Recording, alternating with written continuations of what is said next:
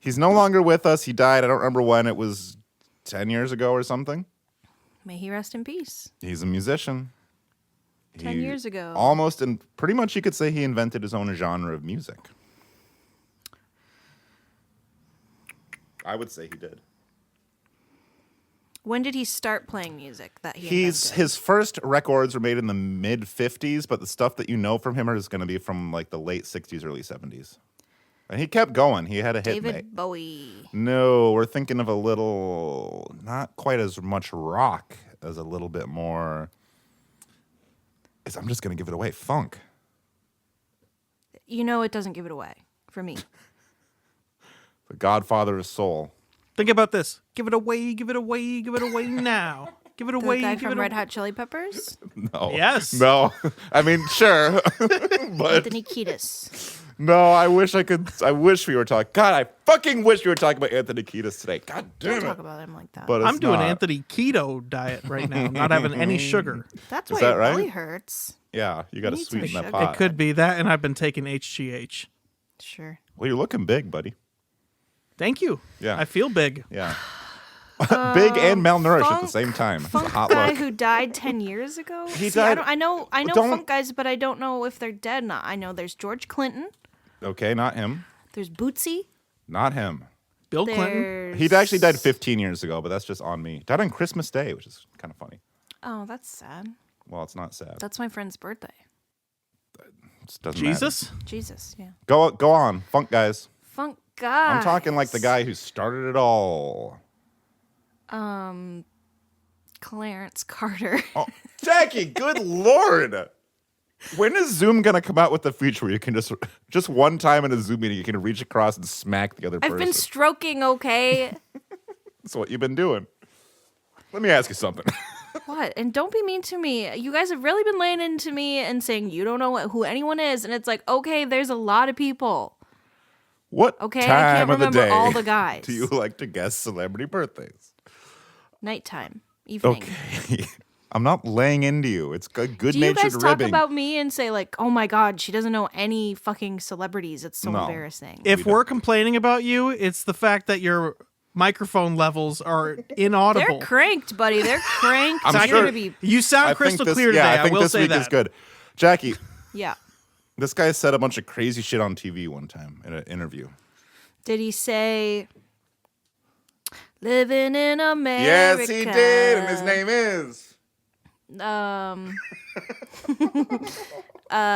James Brown. James Brown. Happy birthday, James Brown from the James Brown Band. Can you do a couple more quotes from that interview he did? Hasta luego. And Paul, let's hear one. What?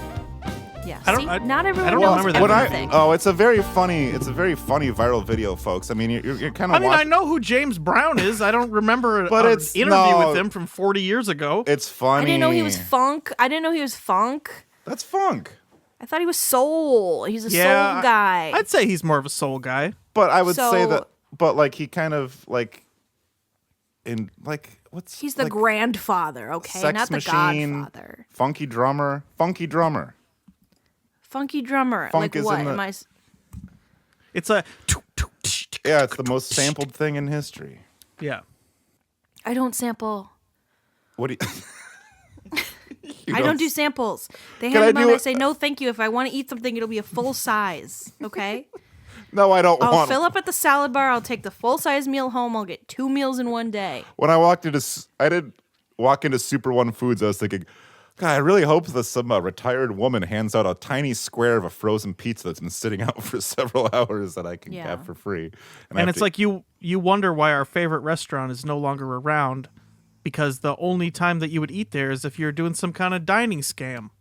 It's not a scam. You get as much as you want. It's all you can eat. And if there's extra, you bring it home. They don't expect you to have 3 pounds of food from the salad bar. there's another good They moment shouldn't have so much food just out in the open for grabs. in that James Brown interview video where they're talking before he comes on about how he was recently in a big a police chase. There were some accusations of domestic abuse. He was on PCP, all this stuff. And they're like, so James, it sounds like you've been in a little bit of trouble lately. And he goes, no, I'm not. grinding his teeth. Let's talk about music. No, I'm not. You have to I see feel it. good. Yeah, Forever it's known as the man's James world. Brown defense. That's very nice. No, I'm not. Josh, are you Okay. playing video games while we're supposed to be recording a podcast? No, I'm not. Living in America. So, Jackie, it sounds like you know a little bit about James Brown. You kind of Bunch. disagree on some of the Yeah, details grandfather about of his soul. life. Listen, I could sit here and talk and talk and talk for hours and hours about the long, illustrious life of the great late James Brown. Mm-hmm. But I'm not going to do that. Oh, okay? please do. No, I'm not going to do that. What I'm going to do is I'm going to zero in on a kind of a forgotten period in his life, okay? Okay. Because he's had some forgotten years here and there. And what I'm going to do is a segment instead of our usual weekly segment, the birthday bio of James Brown. This is just a little birthday bio of part of James Brown. Hit me. In 1991, the godfather of soul emerged from a refreshing 3-year prison stay to a cultural landscape that had left him behind. The finger-popping funk of Brown's heyday had gone away in favor of gloomy grungsters like Nirvana, Pearl Jam, and Primus. Papa's brand new bag had become an old, worn-out sack, so the drug-addled, middle-aged soul man decided to make a change. Inspired by the success of Euro Disney, he purchased 800 acres of swampland outside Dunwoody, Georgia, and construction began on James Brown's Browntown, the world's first and largest funky amusement park. I said began. Yeah, you did. That's all right. The hardest working man in show business took a softer working approach to his new vocation, trusting the Browntown team to take it to the bridge while he stayed out of sight. He held frequent press conferences from his Atlanta estate, talking loud and saying nothing, yet nevertheless building public interest. When opening day arrived, the line to get in stretched clear across to Peachtree Corners. But when James finally laid eyes on Browntown, he broke out into a cold sweat. Browntown's main attraction was the Sex Machine, a wild, high-speed roller coaster in which riders perched atop dildos molded from JB's own penis, with a rubber replica of the man's buttocks directly in front of each seat. As exhilarating an experience as it may have been, it was considered wildly inappropriate for a family crowd, and it didn't take long for the crew to realize that cleanup would be a major problem. The Living in America log ride fared no better. Patrons expecting a relaxing cruise down a lazy river instead found themselves dosed with PCP hurtling downstream at dangerous speeds, all the while dodging bullets from a police log following behind in close pursuit. In an effort to capture the magical atmosphere of Disneyland, actors were hired to walk around in giant costumes of members of James Brown's backing band. Unfortunately, the vacant eyes and bulbous heads of the oversized sideman mascots brought more fright than delight to the children, few of whom were eager to have their picture taken with 8-foot-tall pantomime versions of Maceo Parker or John Jabbo Starks. By the time he saw the Say It Loud, There's Snacks and We're Proud eatery was serving only popcorn and licking sticks, Brown had had enough. He was so distraught, staff members had to drape him in a velvet cape and slowly lead the weeping soul brother towards the exit. Just as he was about to get into his limousine, he threw off the cape, broke free from his handlers, and darted over to the park's PA system. "Ladies and gentlemen," he declared, "we need to get it together, so please, please, please get up off of this thing so we can make Browntown better. But it was not to be. Just like its founder, Browntown was plagued by financial, sexual, and substance problems and died a quiet death.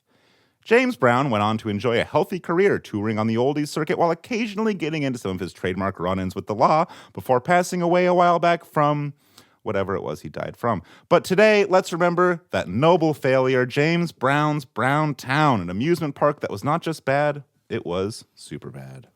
Nice. Happy birthday, dude. That sounds... Is it so it's not open?